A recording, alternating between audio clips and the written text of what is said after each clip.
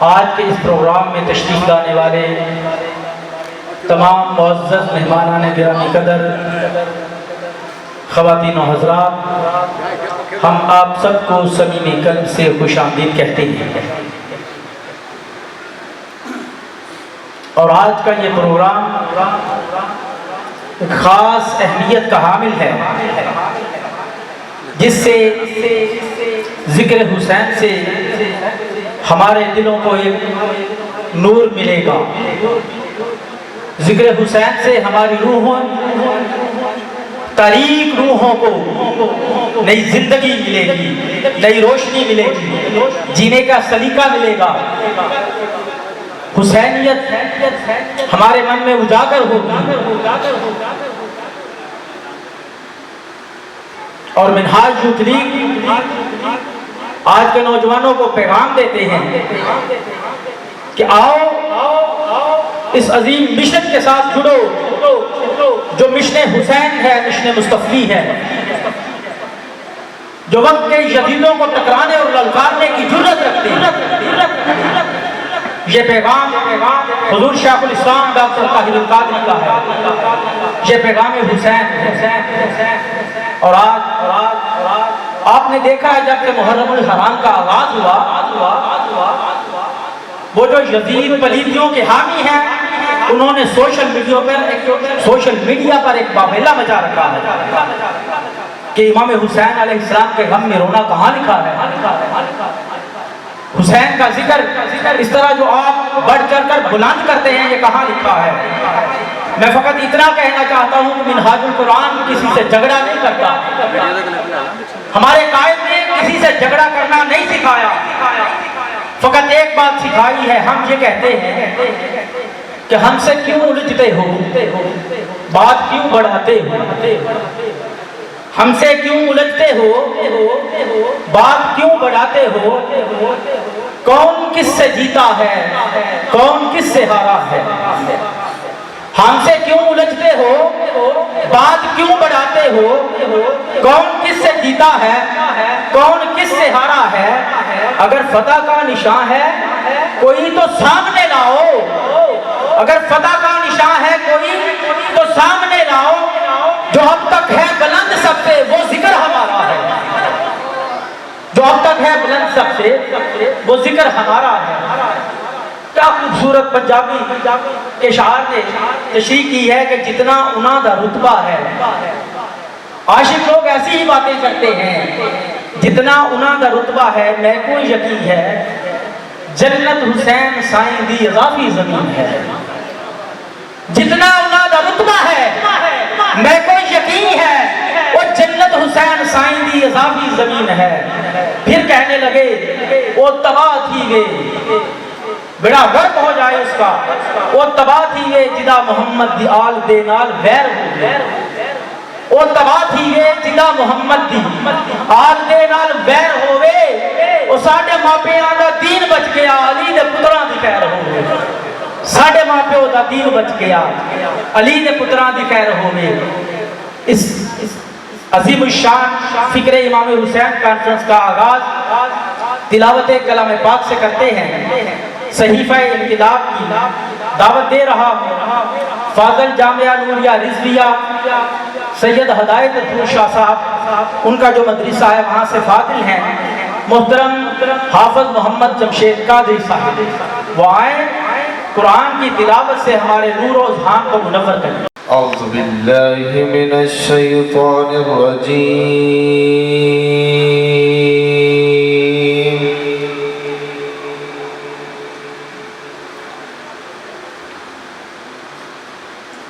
بسم اللہ الرحمن الرحیم،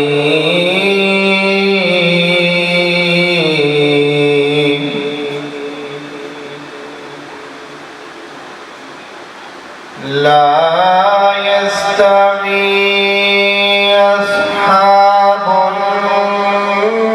النار وأصحاب الجنة،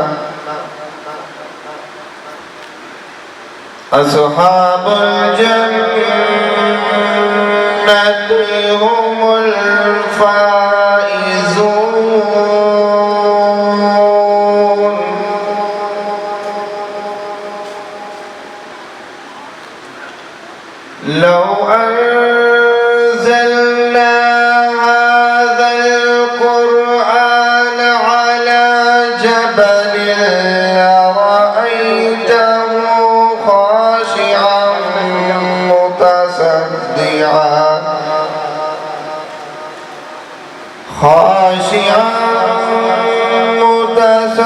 قاطعا من خشية الله وتلك الأمثال نضربها للناس لعلهم يتفكرون هو الله الذي لا إله إلا هو عالم الغيب والشهادة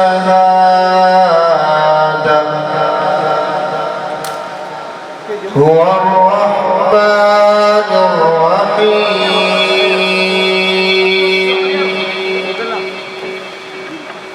هو الله الذي لا إله إلا هو الملك القدوس السلام المؤمن المهيمن العزيز الجبار عزيز الجبار المتكبر سبحان الله عما يشركون هو الله الخالق البارئ المصور له الأسماء الحسنى يسبح له ما في السماوات والأرض وهو العزيز الحكيم آمنت بالله صدق الله العظيم جزاک اللہ. جو بس نعت شہد و سرا کی ہوتی ہے، جو بس نعت شہد و سرا کی ہوتی ہے، وہاں پہ اصل صدارت خدا کی ہوتی ہے. جو بس نعت شہد و سرا کی ہوتی ہے، وہاں پہ اصل صدارت خدا کی ہوتی ہے. وہاں تو ذکر بھی آتا نہیں گناہ ہوتا، وہاں تو بات ہی ساری عطا کی ہوتی ہے. وہاں تو بات ہی ساری عطا کی ہوتی ہے. اور کرم جب آل نبی کا شریک ہوتا ہے، کرم جب آل نبی کا شریک ہوتا ہے تو لاکھ بگڑا ہوا کام بھی ٹھیک ہوتا ہے. کرم جب آل نبی کا شریک ہوتا ہے تو لاکھ بگڑا ہوا کام بھی ٹھیک ہوتا ہے. درود آل نبی کی یہ فضیلت ہے کہ لا شریک بھی اس میں شریک ہوتا ہے، کہ لا شریک بھی اس میں شریک ہوتا ہے. انہی اشعار کے جرمٹ میں میں بارگاہ سید الانام میں گلہائے عقیدت پیش کرنے کی سعادت حاصل کریں گے. محمد ارشد مغل صاحب وہ تشریف لائیں اور آقا صلی اللہ علیہ وسلم کی بارگاہ میں ہدیہ انعام پیش فرمائیں.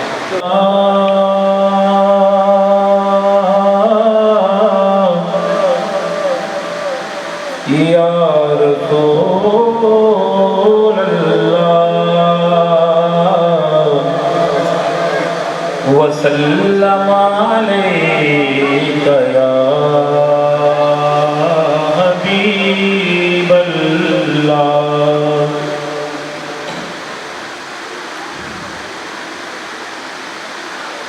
میں گدائے دیار نبی ہوں، پوچھئے میرے دامن میں کیا ہے. میں گدائے دیار نبی پوچھئے میرے دامن میں کیا ہے. مجھ کو نسبت ہے آل نبی سے، ہاتھ میں دامن مصطفیٰ ہے،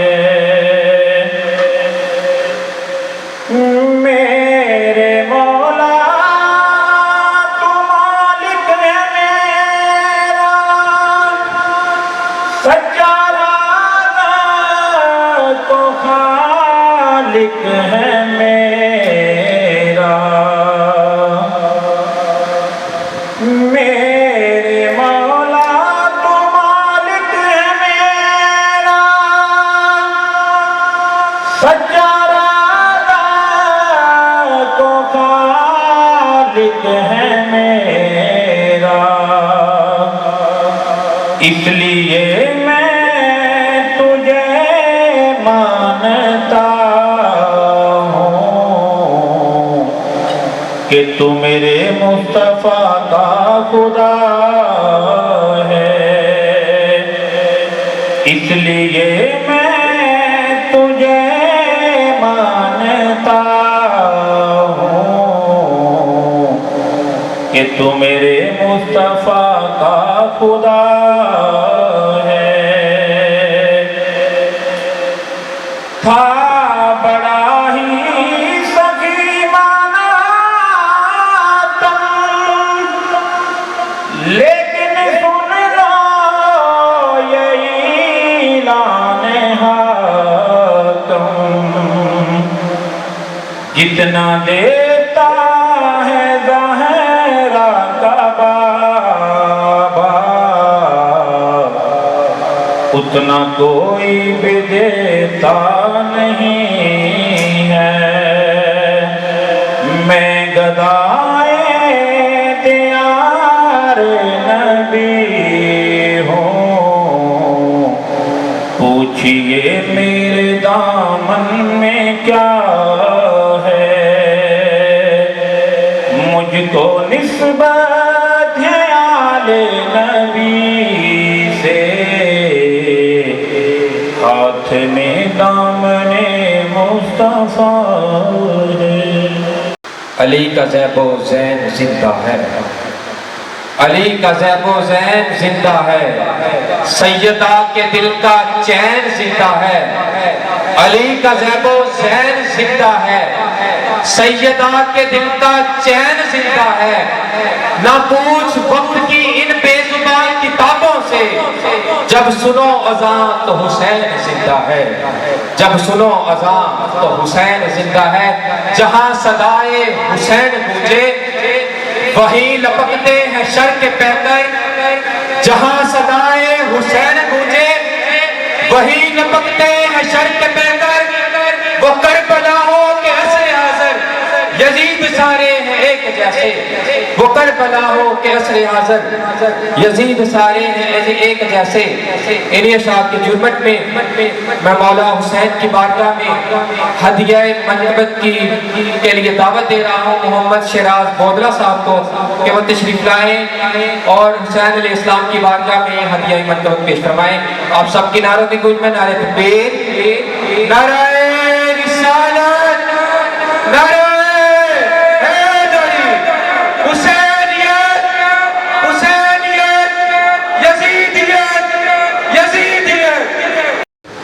صلی اللہ علیہ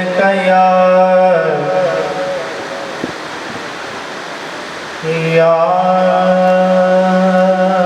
رسول اللہ،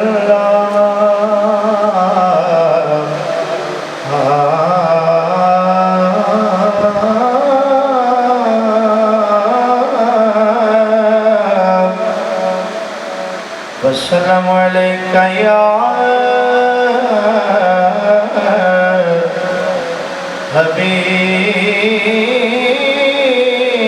حبیب اللہ۔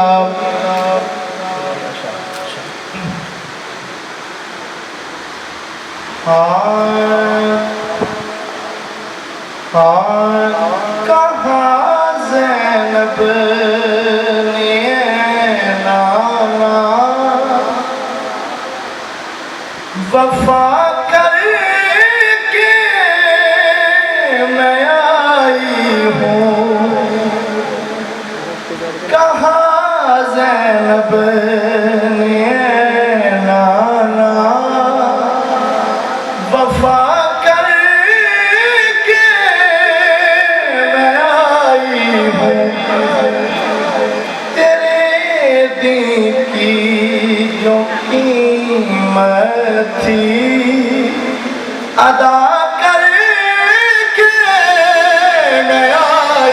ہوں تیرے دین کی جو قیمت تھی ادا کر کے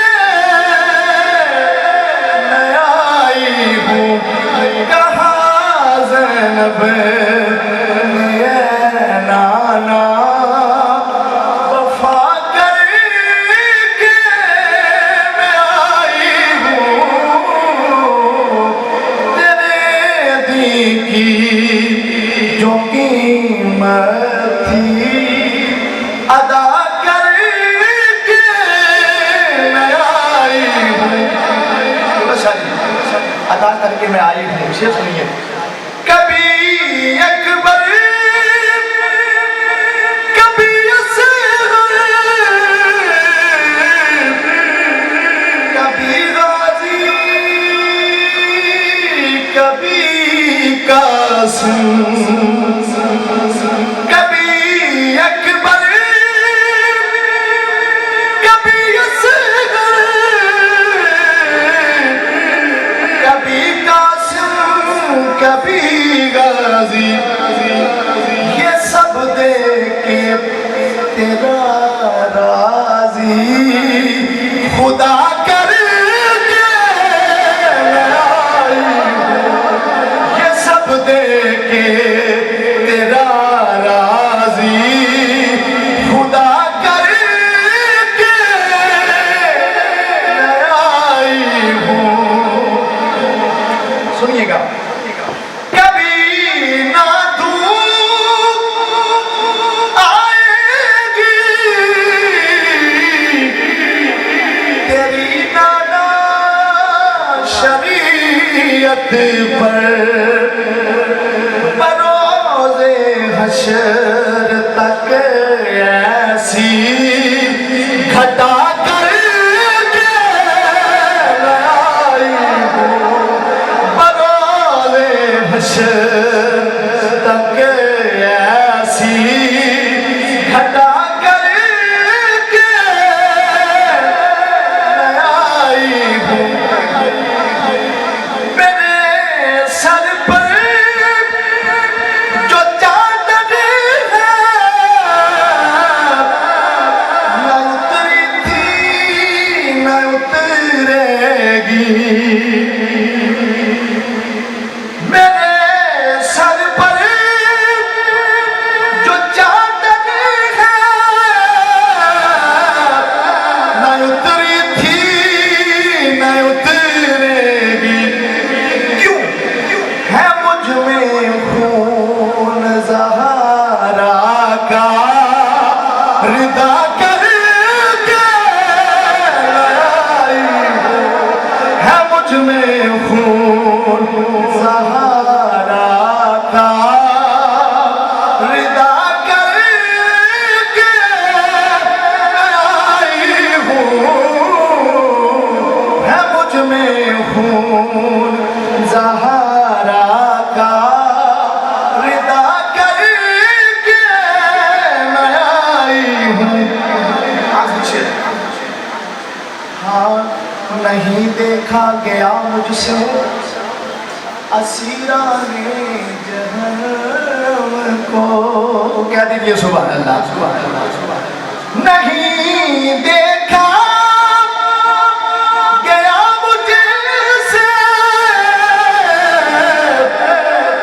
اسیران جہنم کو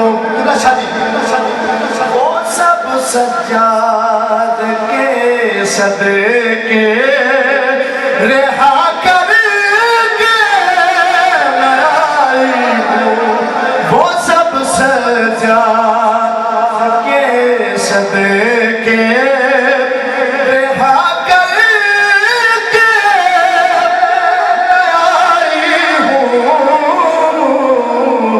کہاں زینب نے نانا وفا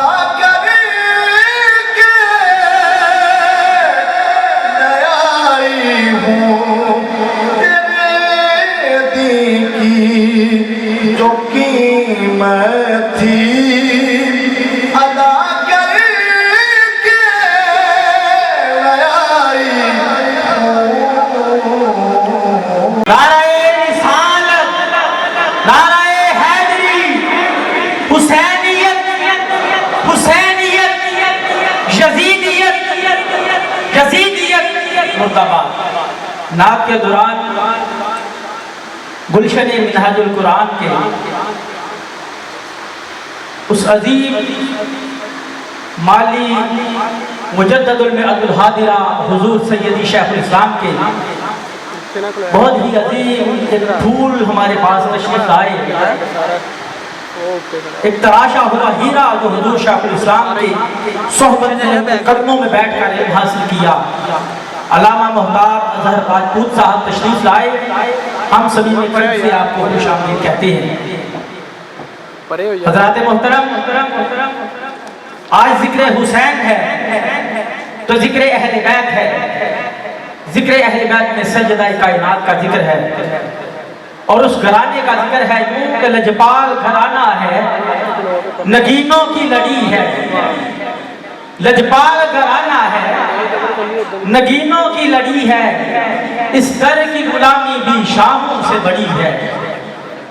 लजपाल घराना है, नगीनों की लड़ी है, इस दर की गुलामी भी शाहों से बड़ी है। तुम लोग इधर बागे फदक पे हो परेशान, तुम लोग इधर बागे फदक पे हो परेशान, फिरदौस उधर ज़हरा के कदमों में पड़ी है। फिरदौस उधर ज़हरा के कदमों में पड़ी है। ज़हरा की सवारी है सुए जन्नत फिरदौस, ज़हरा की सवारी है सुए जन्नत फिरदौस। गर्दन को झुकाए हुए मखलूक खड़ी है, गर्दन को झुकाए हुए मखलूक खड़ी है। और आका ने खड़े होके जो उम्मत को बताया, आका ने खड़े होके जो उम्मत को बताया, रहमत के लिए फातिमा रहमत की घड़ी है, रहमत के लिए फातिमा रहमत की घड़ी है। तीन और भी बहनें हैं बड़ी उम्र में तहसीन, तीन और भी बहनें हैं बड़ी उम्र में तहसीन, रुतबे में मगर फातिमा तीनों से बड़ी है, रुतबे में मगर फातिमा तीनों से बड़ी है।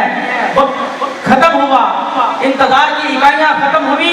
अब मैं दावत खिताब दे रहा हूँ मुजद्ददुल मिअतुल हादिरा हुजूर सैयदी शेखुल इस्लाम के अजीम रूहानी फर्जंद प्रोफेसर अल्लामा मुख्तार अजहर राजपूत साहब, वो जिक्र हुसैन से हमारे दिलों को हुसैनियत से जिंदा कर दे।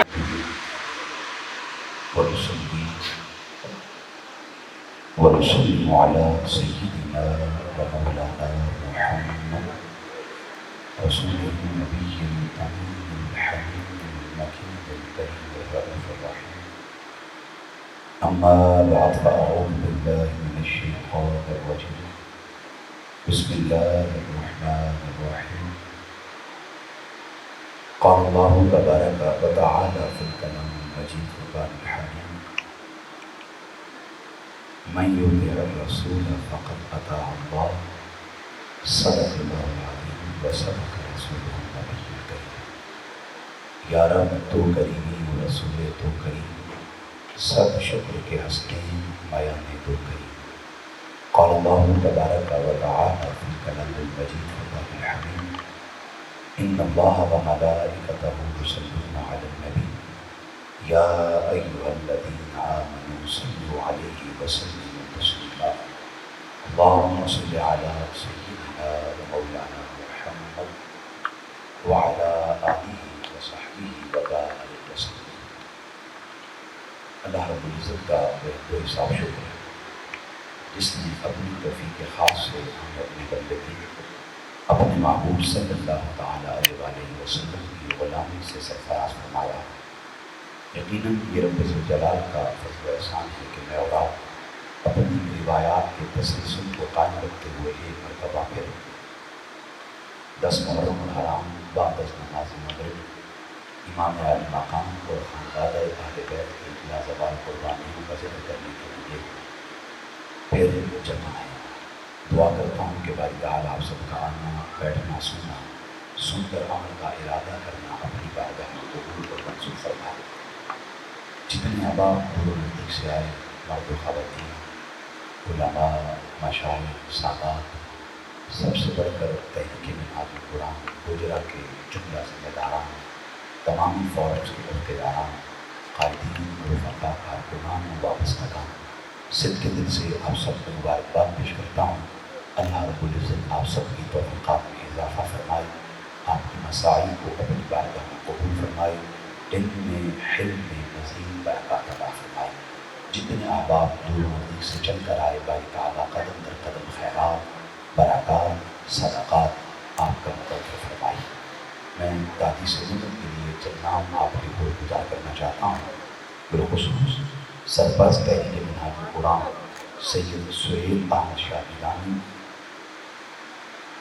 صدر تحریک منہاج القرآن علامہ مفتی رفیق قادری، ناظم تحریک منہاج القرآن محترم محمد عرفان بیگ، پاکستان عوامی تحریک چودھری منور احمد باجوہ صاحب، پروفیسر ناصر صاحب، محمد نعیم امین صاحب، علماء کونسل سے علامہ صوفی صفدر صدیقی صاحب۔ ناموں کی بڑی طویل فہرست ہے، میں یقیناً دامن وقت کو پیش نظر رکھے ہوئے ہیں ایک جملہ کہہ دیتا ہوں۔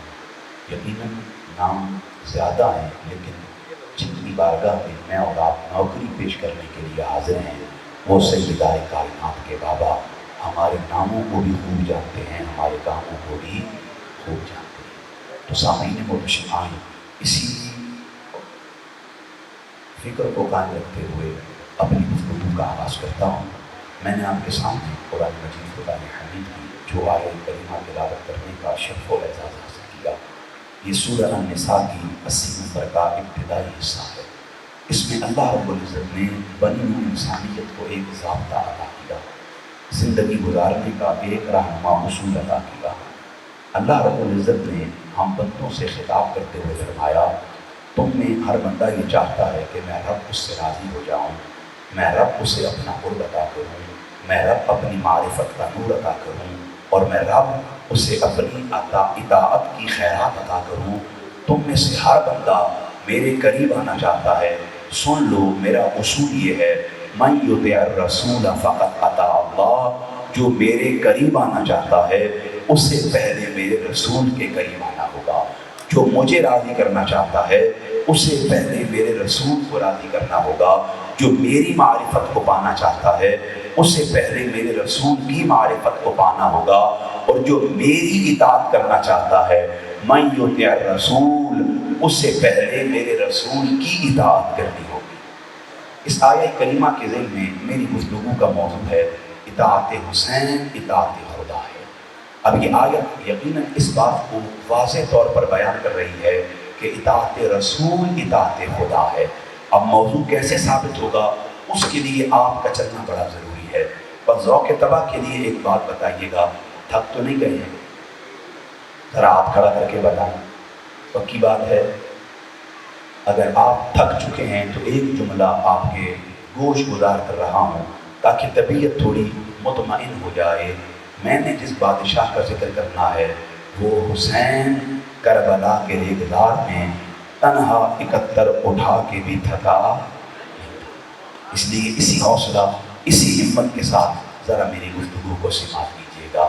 عرض کر رہا تھا، امام عالی مقام امام حسین کی اطاعت وہ اللہ کی اطاعت ہے۔ کیسے؟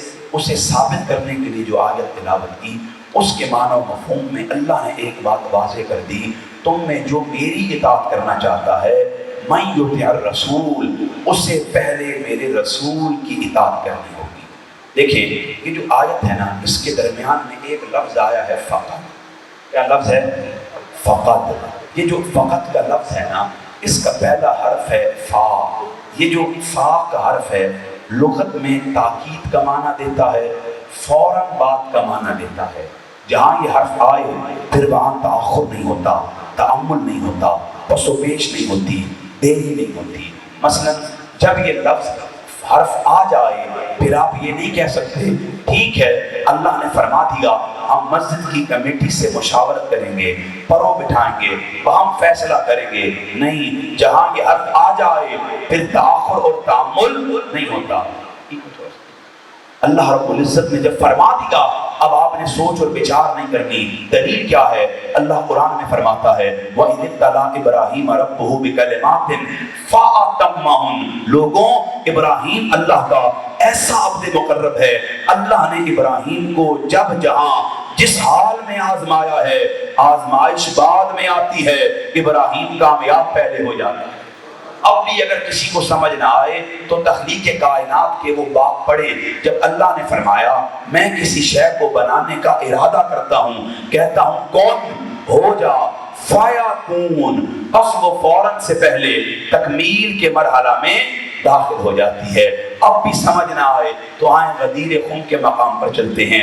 मेरे और आपके रसूल हैं, सहाबा का जम्मे गफीर है, मिंबर पर मौला अली हुजूर के साथ हैं। आका अपनी विलायत और नबूवत की गवाही लेने के बाद अब सहाबा से फरमाते हैं सुनो, मन कुन्तु मौलाहु फहाज़ा अलीयुन मौलाहु, बस मैं जिसका वाला हूँ, फहाज़ा हर्फ़ फा है, मैं जिसका वाला हूँ, बस मेरे बाप अली उसका मौला है। ये ऐलान सुनने की देर है। हजरत उमर दौड़ कर आते हैं, मौला मुर्तज़ा को सीने से लगाते हैं, फरमाते हैं बक बक लका या इब्ने अबी तालिब अंत मौलाया व मौला कुल्ली मुस्लिमिन। ऐ अबू तालिब के बेटे अली, तुझे मुबारक हो, तू आज से मेरा भी मौला है, क़यामत तक सारे मुसलमानों का मौला। तो जहां हर्फ़ फा आ जाए फिर ताखुर, तअम्मुल, देरी, पसोपेश, हिकमत, मसलहत ये शुमार नहीं की जाती। अब ये बात क्यों कही? उसकी वजह ये थी, अगर अल्लाह हमें रसूल की इताअत का हुक्म दे रहा है, उसके करीब जाने की बात कर रहा है, उसको राज़ी करने का मशवरा दे रहा है, तो इसका मतलब ये है अल्लाह बता रहा है मन युतिअर रसूल, सुना तुम में से जो मेरे रसूल की इताअत करेगा, फकत ये लफ्ज और इसका पहला हर्फ फा बताता है।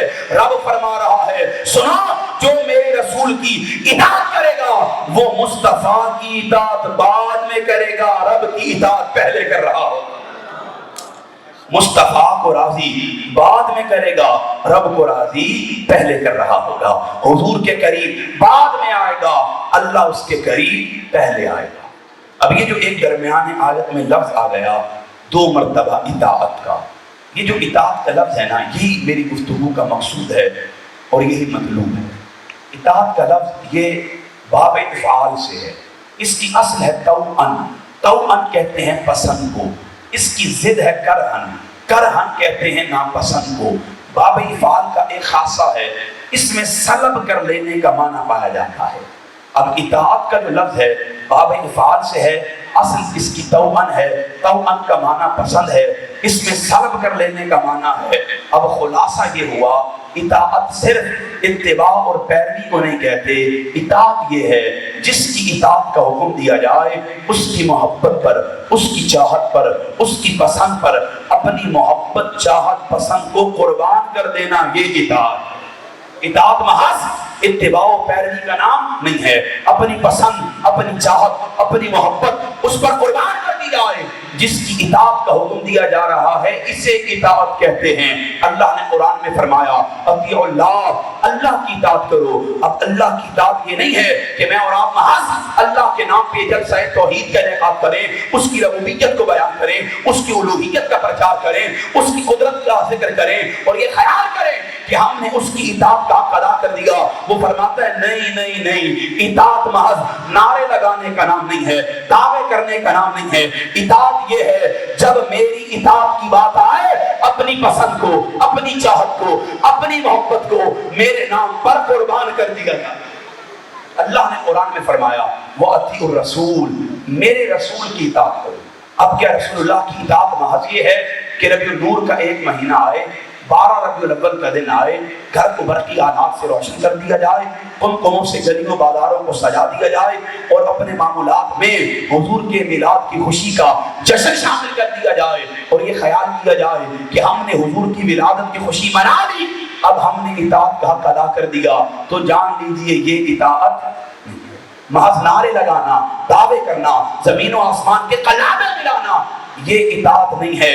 इताअत ये है जब रसूलुल्लाह की बात आए, रसूलुल्लाह का नाम आए, आका का ख्याल आए, आका का करार आए, आका का राज आए, जब हुजूर की बात आ जाए फिर अपने आप को हुजूर के नाम पर कुर्बान कर देना, यही इताअत रसूल है। یہی اطاعت ہے، اس کی دل آویز تصریح ملتی ہے۔ صحابہ کرام نے جب یہ امر سن لیا، لفظ اطاعت کے معنی کو جان لیا، پھر انہوں نے اپنا مال، اپنی اولاد، حتیٰ کہ اپنی جان بھی رسول خدا کے نام پر قربان کر دی۔ دیکھیں حضرت عمر آقا کے ساتھ ہیں، حضور نے فرمایا عمر بتا مجھ محمد سے کتنی محبت کرتا ہے؟ عرض کی آقا اگر جان کو درمیان سے نکال دوں نا تو جان کے علاوہ ہر چیز سے بڑھ کر محبت کرتا ہوں۔ آقا نے کیا فرمایا؟ لا یؤمن احدکم حتی اکون احب الیہ من والدہ وولدہ والناس اجمعین۔ عمر کوئی اس وقت تک ایمان میں کمال نہیں پا سکتا، اطاعت کا حق ادا نہیں کر سکتا جب تک وہ اپنی اولاد کو، ادا کو، کل کائنات کو، حتیٰ کہ اپنی جان کو بھی مجھ محمد کے نام پر قربان نہیں کر دیتا۔ ادھر بندہ اپنی جان حضور کے نام پر قربان کرتا ہے، اللہ اسے اطاعت رسول کا حق عطا کر دیتا ہے۔ سامعین محتشم، اب یہاں ایک بات آپ نے سمجھ لی، جان لی، گوش گزار کر لی کہ اطاعت کہتے ہیں جس کی اطاعت کا حکم دیا جائے، اپنی محبت کو، پسند کو، چاہت کو اس کی محبت، پسند اور چاہت پر قربان کر دیا۔ اللہ ہمیں اپنی محبتیں کس پر قربان کرنے کا حکم دے رہا ہے؟ بولیں ذرا۔ اللہ ہمیں اپنی محبت رسول خدا پر قربان کرنے کا حکم دے رہا ہے، ہمیں اپنی پسند رسول خدا پر قربان کرنے کا حکم دے رہا ہے، ہمیں اپنی چاہت رسول خدا پر قربان کرنے کا حکم دے رہا ہے۔ کبھی آپ نے سوچا ہے آنکھیں بند کی ہوں، سر جھکایا ہو، من میں یہ خیال بسایا ہو کہ رب ہمیں جس رسول پر اپنی محبتیں قربان کرنے کا حکم دے رہا ہے اس رسول کی بھی تو کوئی محبت ہوگا، اس رسول کی بھی تو کوئی چاہت ہوگا، اس رسول کی بھی تو کوئی پسند ہوگا۔ آئیں میں آپ کو اس رسول کی محبت دکھانا چاہتا ہوں، اس رسول کی پسند بتانا چاہتا ہوں، اس رسول کی چاہت کا اظہار کرنا چاہتا ہوں کہ وہ رسول جس پر اللہ ہمیں اپنا آپ قربان کرنے کا حکم دے رہا ہے، وہ رسول کس پہ اپنا آپ قربان کر رہے ہیں؟ جاننا چاہتے ہیں؟ پکی بات ہے، آئیں آقا کے شہر مدینہ پاک چلتے ہیں۔ سفر طے کرنا چاہتے ہیں؟ پکی بات ہے، آئیں۔ حضور کا شہر ہے، مسجد نبوی ہے، آقا صحابہ کے درمیان رونق افروز ہیں۔ ایک صحابی حضور کی بارگاہ میں آئے، ابو یعلا عامری روایت کرتے ہیں، انہوں نے آ کر آقا کی بارگاہ میں اجازت طلب کی کہ حضور اگر کرم فرمائیں آپ میرے گھر دعوت کے لیے تشریف لے کر۔ حضور نے ان کی دعوت کو قبول کر لیا۔ اب منظر یہ ہے، سامنے اس صحابی کا گھر ہے، وہ گھر کی دہلیز پر ہاتھ باندھے اہل خانہ کے ساتھ حضور کے استقبال کے لیے کھڑا ہے۔ ادھر سے میرے آقا صحابہ کے ساتھ اس کے گھر کی جانب جا رہے ہیں۔ چلتے چلتے چلتے ایک مقام آتا ہے، میرے آقا رک جاتے ہیں۔ صحابہ نظر بچا کر رکنے کی وجہ تلاش کرتے ہیں، وہ کیا دیکھتے ہیں؟ کچھ بچے حضور کے آگے کھیل رہے ہیں۔ وَحُسَيْنٌ مَعَ غِلْمَانٍ يَلْعَبُونَ، امام عالی مقام بھی ان بچوں میں کھیل رہے ہیں۔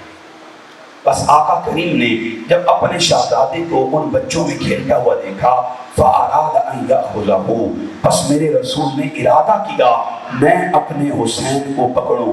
اس ارادے کے ساتھ ہی آقا نے امام عالی مقام کے پیچھے دوڑنا شروع کر دیا۔ اب حدیث کے الفاظ یہ ہیں، فَطَفِقَ الصَّبِيُّ يَفِرُّ ہا ہونا مرہ وہا ہونا مرہ۔ امام عالی مقام کو پتہ چل گیا نانا پکڑنا چاہتے ہیں، امام حسین نے بھی دوڑنا شروع کر دیا۔ حضور اپنے شہزادے کے پیچھے، شہزادہ اپنے بابا کے آگے۔ اب منظر یہ ہے، کبھی امام عالی مقام دائیں جاتے ہیں، رسول خدا بھی اپنے شہزادے کے پیچھے دائیں جاتے ہیں، کبھی امام عالی مقام بائیں جاتے ہیں، رسول خدا بھی اپنے شہزادے کے پیچھے بائیں جاتے ہیں۔ لوگوں عجیب منظر ہے، ایک وہ وقت تھا اللہ فرماتا ہے حدیث قدسی ہے کنت کنزا مخفیا فاحببت ان اعرف فخلقت نورا سنا میں تو ایک چھپا ہوا خزانہ تھا میں نے چاہا کہ پہچانا جاؤں اپنی پہچان کے لیے اپنے مصطفیٰ کے نور کو پیدا کیا پھر حجاب رحمت کے چوتھے پردے میں رکھا ایک وقت تک وہ نور چمکتا رہا پھر اس نور کو تقسیم کیا اس سے زمین کو بنایا آسمان کو بنایا پست و بالا کی مخلوقات کو وجود عطا فرمایا پھر نبوت کا رسالت کا آغاز فرمایا پھر نبی بھیجے رسول بھیجے لیکن اصول ایک مقدم رکھا ہر شے مصطفیٰ کے تابع تھی مصطفیٰ کے مطیع تھی مصطفیٰ کے پیچھے چلتی تھی نبی مصطفیٰ کے پیچھے ہیں رسول مصطفیٰ کے پیچھے ہیں صحابہ مصطفیٰ کے پیچھے ہیں زمین مصطفیٰ کے پیچھے ہے آسمان مصطفیٰ کے پیچھے ہیں سورج مصطفیٰ کے پیچھے ہے سیارے مصطفیٰ کے پیچھے ہیں ستارے مصطفیٰ کے پیچھے ہیں چاند مصطفیٰ کے پیچھے ہیں ساری کائنات مصطفیٰ کے پیچھے چلتی ہے مدینہ کی گلیوں میں عجیب منظر ہے سب مصطفیٰ کے پیچھے ہیں مصطفیٰ اپنے حسین کے پیچھے ہیں مصطفیٰ اپنے لفظ بولے مصطفیٰ اپنے اب مجھے گوجرا کے سرزمین کے باسی ایک بات بتلائیے گا یہ ہاکی کا شہر کہلاتا ہے اور یہاں اللہ کے فضل سے بڑے بڑے قد و قامت کے لوگ اللہ نے پیدا فرمائے ہیں تو یہ زندہ دل لوگوں کا شہر ہو گیا اہل محبت کی بستی ہو گئی اہل عقیدت کا دیش ہو گیا تو اہل عقیدت و محبت مہمان نوازی میں کمی نہیں کیا کرتے کبھی نہیں کیا کرتے اس لیے ایک سوال کا جواب دینا ہے اور بلند دینا ہے استخارے کی ضرورت نہ پیش آئے وہ سوال یہ ہے رسول خدا کا کوئی عمل وحی کے بغیر ہوتا ہے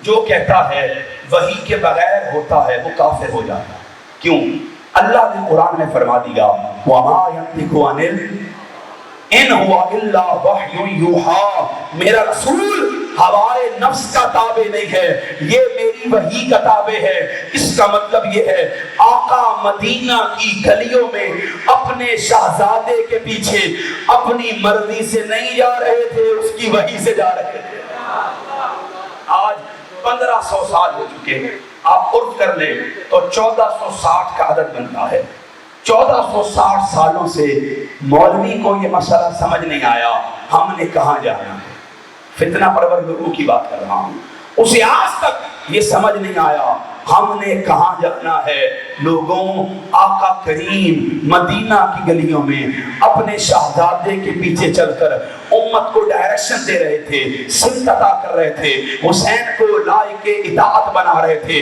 استعارہ محبت بنا رہے تھے اور حسین کے پیچھے چل کر دنیا کو بتا رہے تھے تم نے یہ نہیں دیکھنا تمہارے زمانے کا پیر کدھر جاتا ہے خطیب کدھر جاتا ہے مترجم کدھر جاتا ہے مفسر کدھر جاتا ہے محدث کدھر جاتا ہے مجتہد کدھر جاتا ہے فقیہ کدھر جاتا ہے تم نے یہ نہیں دیکھنا تمہارے زمانے کے لوگ کدھر جاتے ہیں تم نے یہ نہیں دیکھنا زمانہ کدھر جاتا ہے تم نے یہ دیکھنا ہے محمد کا نواسہ کدھر جاتا ہے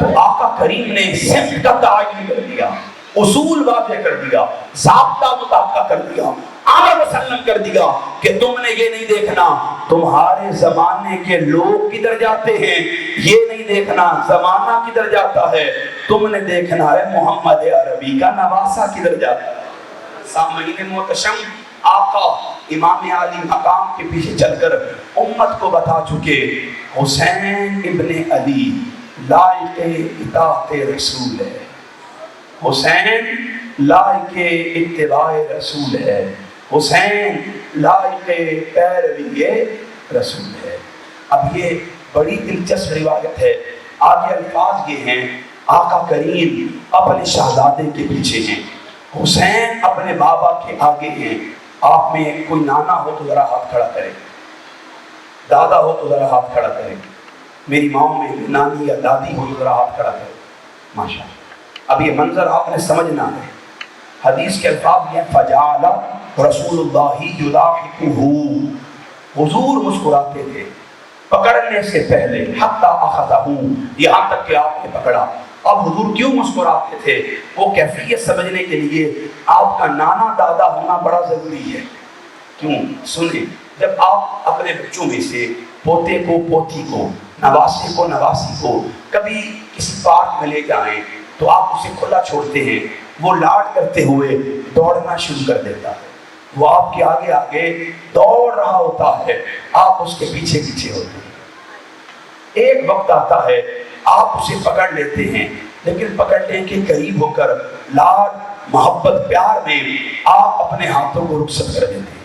وہ آگے جاتا ہے، مسکراتا ہے، بابا آپ مجھے نہیں پکڑ سکے نا، ادھر وہ مسکراتا ہے، ادھر آپ مسکراتے ہیں۔ جملہ ضائع نہ کیجیے گا، ادھر وہ مسکراتا ہے، ادھر آپ مسکراتے ہیں۔ اب حدیث سنیے گا، آقا مولا حسین کے پیچھے ہیں، چلتے چلتے چلتے جب حضور اپنے شہزادے کو پکڑنے کے قریب ہوتے تھے، آقا لاڈ میں، انداز میں، پیار میں اپنے ہاتھ رخصت کر دیتے تھے۔ امام علی مقام آگے چلے جاتے تھے، پھر آگے جا کر ہاتھ رکھ کر فرماتے تھے، مسکرا کر فرماتے تھے، بابا آپ مجھے نہیں پکڑ سکے نا۔ ادھر حسین مسکراتے تھے، ادھر مصطفیٰ مسکراتے تھے، ادھر مصطفیٰ مسکراتے تھے، ادھر خدا کی ساری کائنات مسکراتی تھی۔ ایک وقت آیا آقا نے حسین کو پکڑ لیا، گود میں رکھا، لب ان کے لب پر رکھے، زبان ان کی زبان پر رکھی، پھر صحابہ سے فرمایا، اے صحابہ یہ محبت اس لیے ہے، حسین منی وانا من الحسین، حسین منی وانا من الحسین، یہ مجھ سے ہے میں اس سے ہوں، یہ مجھ سے ہے میں اس سے ہوں۔ اور سنا، اللہ کا اصول یہ ہے، جو اللہ سے محبت کرنا چاہتا ہے اسے مجھ سے محبت کرنی ہوگی، جو اللہ کو راضی کرنا چاہتا ہے اسے مجھے راضی کرنا ہوگا، جو اس کی اطاعت کرنا چاہتا ہے اسے میری اطاعت کرنی ہوگی۔ سنا، حسین مجھ سے ہے، میں حسین سے ہوں، من احب اللہ من احب حسینہ، سن لو میرا خدا تو محبت اس سے کرتا ہے جو میرے حسین سے محبت کرتا ہے، میرا خدا پیار اس سے کرتا ہے جو میرے حسین سے پیار کرتا ہے، میرا خدا اسے اپنی معرفت کی خیرات عطا کرتا ہے جو میرے حسین کی معرفت کو پا لیتا ہے۔ کیوں؟ حسین کی محبت خدا کی محبت ہے۔ تو سامعین محتشم، آقا کریم نے امام علی مقام کی محبت کو اپنی محبت کہا، اپنی محبت کو بولے خدا کی محبت کہا۔ اچھا، آقا کریم نے مولا حسین کو کیسے محبت کی ہے، یہ اگر جاننا ہونا تو ایک بات سن لیں۔ رسول رحمت کی زندگی کا ایک معمول تھا، آقا اگر اللہ کی عبادت کے لیے بھی گھر سے نکلتے تھے، پہلے سیدہ بطول زہرا کی دہلیز پر آیا کرتے تھے۔ حضور اپنی بیٹی کے گھر آئے، نظر دوڑائی، بیٹے نظر نہیں آئے، تو فرمایا بیٹی فاطمہ میرے بیٹے کہاں ہیں؟ عرض کی بابا ابھی علی انہیں باہر کھلانے کے لیے لے کر گئے ہیں۔ حضور نے سنا، اپنے شہزادوں کی تلاش میں آقا مدینہ کی گلیوں میں نکل پڑے۔ چلتے چلتے چلتے حضور نے ایک میدان میں مولا علی کے ساتھ بچوں کو لاڈ کرتے ہوئے دیکھا، پیار کرتے ہوئے دیکھا، کھیلتے ہوئے دیکھا۔ حضور کے چہرے پر تبسم آئی، لیکن ایک دم آقا کا چہرہ متغیر ہوا۔ کیوں؟ حضور دیکھتے تھے کبھی کھیلتے کھیلتے کھیلتے امام حسن کے بدن پر دھوپ پڑتی تھی، یا کبھی امام حسین کے بدن پر دھوپ پڑتی تھی۔ جو آقا نے ان شہزادوں کے بدن پر دھوپ پڑتے ہوئے دیکھا، چہرہ متغیر ہوا۔ غصے میں مولا علی سے فرمایا، اے علی میرے بچوں کو دھوپ آنے سے پہلے گھر لے جایا کر، مجھ سے میرے بچوں کے بدن پر گرمی بھی گوارا نہیں ہوتی۔ سامعین محتشم، آقا اتنی محبت کرتے کہ ایک تپش کا ذرہ ریشہ بھی ان کے بدن پر حضور کو گوارا۔ اس محبت کے باب میں آخری حدیث اور آگے بڑھ جائیں۔ حضرت ام سلمہ حضور کی وہ زوجہ ہیں جو ازواج مطہرات میں سب سے آخر میں رخصت ہوئی، امہات المومنین میں سب سے آخر میں دنیا سے گئی، وہ سیدہ ام سلمہ ہیں۔ حضور فرماتے ہیں، اے ام سلمہ میں اپنے حجرے میں ہوں، کسی کو بھی اندر آنے کی اجازت نہیں ہے۔ مجھے بتائیں اگر رسول اللہ منع کر دے جبرائیل بھی آ سکتا ہے؟ حضور نے منع کر دیا، آپ فرماتی ہیں میں پہرے دار بن کے دروازے پہ کھڑی ہو گئی کہ آج کسی کو بھی اندر جانے نہیں دوں گی۔ بس میں پہرے دار بن کے کھڑی تھی، چوکیدار بن کے کھڑی تھی، کسی کو اندر جانے کی اجازت نہ دیتی۔ لیکن کیا ہوا؟ حسین دوڑتے ہوئے آئے، بغیر اجازت کے اندر داخل ہو گئے، بغیر اجازت کے اندر داخل ہو گئے۔ جب حسین اندر گئے نا، میں پریشان ہوئی کہ اب تو آقا ناراض ہوں گے، میں نے منع کیا تھا کسی کو نہ آنے دینا، حسین کو کیوں آنے دیا؟ آپ فرماتی ہیں میں پریشان تھی، اضطراب میں تھی، فسمعت نشیجا، بس میں نے اسی کیفیت میں اندر سے رسول خدا کی ہچکی بند کر رونے کی آواز سنی۔ میں دوڑ کر اندر آئی کہ آقا کو کیا ہوا، کیوں حضور رو رہے ہیں؟ اندر آئی، کیا دیکھا؟ حضور کی گود میں مولا حسین ہے، حضور کی گود میں مولا حسین ہے، حضور کی چشمان مقدس سے آنسو جاری ہیں، حضور کی ریش داڑھی کو تر کر رہے ہیں، پھر امام حسین کے چہرے پہ گر رہے ہیں۔ جب آقا کریم کے آنسو امام حسین کے چہرے پر گرتے، مولا حسین اپنے ننھے ہاتھوں سے بابا کا چہرہ صاف کرتے، بابا کا چہرہ صاف کرتے۔ حضور اپنے حسین کا اضطراب، اپنے حسین کا یہ بے چین ہونا دیکھتے، اپنا رونا روکتے، آقا کی ہچکی بن جاتی۔ لوگوں اس منظر کو نظروں میں بساؤ، آقا کی گود میں حسین ہیں، حضور کی چشمان مقدس میں آنسو ہیں۔ ام سلمہ عرض کرتی ہیں آقا کیا ہوا، ایسے کیوں روتے ہیں؟ حضور فرماتے ہیں ام سلمہ ادھر حسین میری گود میں تھا، ادھر جبرائیل آیا، اس نے مجھے اس سے محبت کرتے ہوئے دیکھا، وہ عرض گزار ہوا، فقال تحبہ، اے اللہ کے رسول کیا آپ حسین سے محبت کرتے ہیں؟ کیا آپ حسین سے پیار کرتے ہیں؟ میں نے کہا ہاں، میں روئے زمین پر دنیا میں خدا کے بعد سب سے بڑھ کر حسین سے محبت کرتا ہوں۔ جب جبریل نے سنا، وہ کہنے لگا آقا آپ تو محبت کرتے ہیں، لیکن ایک خبر دے دوں، ان امتک ستقتل ھذا بارض یقال لھا کربلا، آپ محبت کرتے ہیں لیکن ایک وقت آئے گا آپ کی امت کربلا کے ریگزار پہ آپ کے شہزادے کو شہید کر دے گی، آپ کے شہزادے کا قتل کر دے گی۔ حضور فرماتے ہیں پھر جبریل نے عرض کیا آقا اگر اجازت دے میں وہ مدینہ آپ کو دکھاؤں، آپ کی بارگاہ میں پیش کروں جہاں حسین کا خون بہایا جائے گا۔ آقا فرماتے ہیں جبریل وہ مٹی دکھا، جبریل نے ہاتھ بڑھایا، وہ مٹی لے کر آیا، حضور کی بارگاہ میں پیش کی، آقا نے وہ مٹی سونگی، حضور کے ریگزار پر میرا حسین شہید کر دیا۔ لوگوں اب آئیں، یہ بات آپ کو بیان کرنے کا مقصد یہ تھا، اللہ ہمیں جس رسول پر اپنی محبت قربان کرنے کا حکم دے رہا ہے، اس رسول کی محبت کا نام امام عالی مقام ہے، اس رسول کی چاہت کا نام امام عالی مقام ہے، اس رسول کی پسند کا نام امام عالی مقام ہے۔ وہ امام عالی مقام جنہیں آقا نے اپنی محبت کا استعارہ اور اپنے لیے اپنے بعد صاحب دائی کے استطاعت و اطاعت بنایا ہے، وہ حسین کس طرح رسول خدا پر اپنا آپ سب کچھ قربان کرتے ہیں۔ آئیں اس سے چلتے ہیں۔ دیکھیں آپ پڑھے لکھے لوگ بیٹھے ہیں، اللہ نے جو مجھے حکم دیا، آپ کو حکم دیا، کیا یہ حکم صرف میرے لیے تھا، محض آپ کے لیے تھا؟ یہ حکم اللہ کی ساری مخلوق کے لیے تھا۔ یہی حکم اہل بیت کے لیے بھی تھا کہ اہل بیت اگر میری اطاعت کرنا چاہتے ہو پہلے اپنا سب کچھ میرے رسول پر قربان کرنا ہوگا۔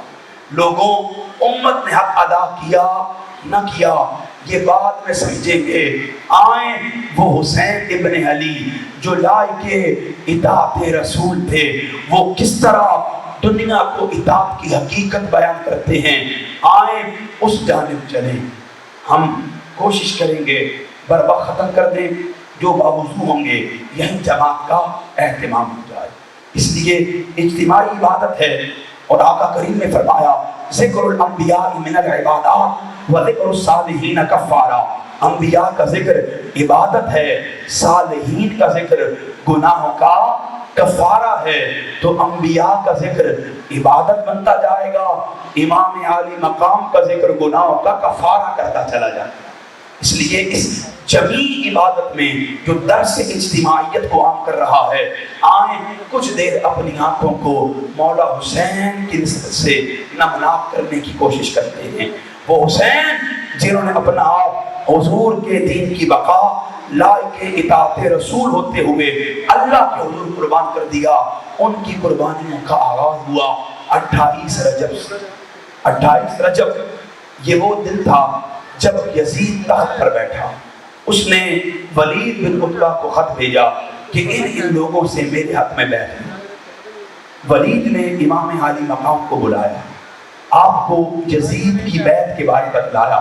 امام حسین نے فرمایا مثلی لا یبایع سرا. ولید ہم بند کمرے میں کسی کی بیعت نہیں کرتے، ہم سے بیعت لینی ہے تو مدینہ کی گلیوں میں اعلان کر، تو ہمارا فیصلہ جانتا ہے. جب یہ بات کہہ کر پلٹے، مروان پردے سے نکلا، ولید کو کہنے لگا امام عالی مقام کو روک لے، نہ جانے دے، قید کر لے، جب تک یزید کی بیعت نہ کریں انہیں چھوڑنا نہیں ہے. اب وہ طویل خطبہ ہے، اس طرف نہیں جاتا. آپ نے آخری کلمات فرمائے او بدبخت، تو مجھے یزید کی بیعت کے لیے روکنا چاہتا ہے، سن مثلی لا یبایع مثلہ. قیامت آ سکتی ہے مجھ جیسا کبھی اس جیسے کی بیعت نہیں. ایک ایسی قوم جو بریانی کی پلیٹ پر ایمان کا سودا کر دیتی ہے، چند ٹکوں کی بس ضمیر فروغ کر دیتی ہے، انہیں سمجھانا چاہتا ہوں جان لے امام عالی مقام ہیں. یزید کی بیعت سے انکار کا نتیجہ جانتے تھے کہ اگر انکار کیا مدینہ کو چھوڑنا پڑے گا، کربلا جانا پڑے گا، نوک نیزہ پر سر سجانا پڑے گا. لیکن حسین نے ایک لمحے کے لیے تامل تاخر پس و پیش نہیں کیا. ادھر یزید کی بیعت کی بات آئی، حسین فرماتے سن قیامت آ سکتی ہے مجھ جیسا کبھی اس جیسے کی بیعت نہیں کر سکتا. دیکھیں امام عالی مقام کا ذکر بندوں کو حمیت، غیرت، عزیمت، استقامت عطا کرتا ہے. یہی وجہ ہے جو منہاج القرآن کے لوگ ہیں وہ جانتے ہوں گے ماڈل ٹاؤن کے ایام میں ایک بڑے بستے بھر کے آنے والا ایک بڑا بیگ لے کر آیا تھا. اس نے مدعی ہونے کا مشورہ دیا تھا. تو میرے شیخ نے فرمایا تھا باہر آ، ذرا باہر تجھ سے بات کرتا ہوں. جب وہ باہر آیا تو آپ نے فرمایا میڈیا کے سامنے سن میں اس کا مرید ہوں جس کی رگوں میں حسین دوڑتا. تو طاہر القادری کی جوتی بھی خرید.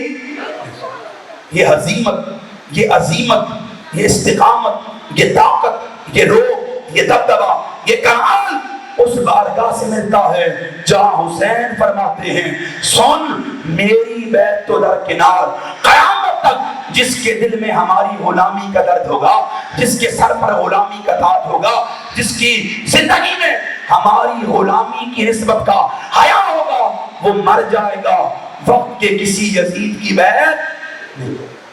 امام علی مقام نے یہ جملے فرمائے اور آپ دار الامارہ سے باہر آئے. باہر آ کر اپنے بابا رسول کریم کے روضہ کے گرد حاضر ہوئے. پہلے مسجد میں آ کر فصلہ، آپ نے نماز ادا کی، ودع اللہ کے حضور دعا کی. دعا کرنے کے بعد امام علی مقام اپنے بابا کی قبر کے گرد بیٹھ گئے، روضے کے گرد حاضر ہوئے، تربت کو ٹیک لگا کر بیٹھ گئے اور پہلے اپنا تعارف پیش کیا. اپنا تعارف پیش کیا. السلام علیکم یا رسول اللہ، اے اللہ کے رسول آپ پر سلام ہو. پھر عرض کی انا الحسین بن فاطمہ، اے اللہ کے رسول میں حسین بن فاطمہ ہوں. انا فرخ کا، میں آپ کا نواسا ہوں. وابن فرختی کا، آپ کی بیٹی کا بیٹا ہوں، فَوَصِّبْتُكَ الَّذِي خَلَّفْتَنِي فِي أُمَّتِكَ، میں وہ ہوں جسے آپ اپنی نشانی بنا کر اپنی امت میں چھوڑ کر گئے تھے۔ فَاشْهَدْ عَلَيْهِمْ يَا نبی اللہ، اے نبی گواہ ہو جائیے آج حسین کا ساتھ دینے والا کوئی نہیں ہے۔ یہ جملہ کہا، روتے رہے، آنکھ لگ گئی۔ کچھ دیر بعد آقا خواب میں تشریف لائے، فرما حسین اخرج، میرے حسین اٹھ جا، فَإِنَّ اللَّهَ قَدْ شَاءَ أَن يَرَاكَ قَتِيلًا، بے شک اللہ کا ارادہ ہے وہ آپ کو شہید دیکھنا چاہتا ہے، اٹھئے اگلے سفر کی تیاری کیجئے۔ حسین اٹھے اور پھر ثم مضى، آگے بڑھے الی قبر امہ فاطمہ تھا، اپنی والدہ سیدہ پاک کی قبر پر۔ ثم مضى، پھر آپ اپنی والدہ کی قبر پر آئے، فبقي عنده، پھر آپ ساری رات اپنی والدہ کی قبر پر روتے رہے، آہوزاری کرتے رہے، روتے رہے۔ صبح ہوئی، اپنے گھر آئے، اپنے آل خانہ کو، فرزندان آل بیت کو، خواتین خاندان رسالت کو سرخت سفر کے آغاز کا حکم دیا، سفر کی تیاری کا حکم دیا۔ جب سفر کا آغاز ہونے لگا، بنو ہاشم کی خواتین آئی، صحابہ کرام آئے، مدینہ کے لوگ آئے، انہیں روکنے لگے۔ حسین فرماتے ہیں اب میرے نزدیک فیصلہ قائم ہو چکا، میرے بابا کا حکم مل چکا، اب حسین اپنی منزل خوب جانتے ہیں، حسین اپنی منزل خوب جانتے ہیں۔ امام عالی مقام نے مدینہ چھوڑ دیا، اپنے قدم آگے بڑھا دیے، مدینہ کو ودا کر دیا۔